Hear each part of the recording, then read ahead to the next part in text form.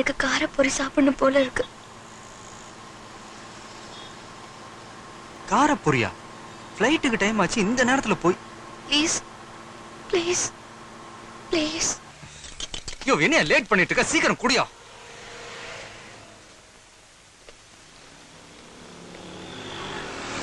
சீக்கிரம். ஹலோ மச்சான், நரிடா.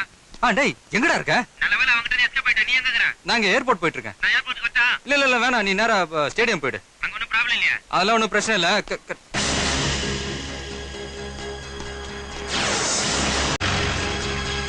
யோ, இங்க ஒரு பொண்ணு சாப்பிட்டுட்டு இருக்குது. எங்க? இந்த பக்கம் தான் போனாங்க.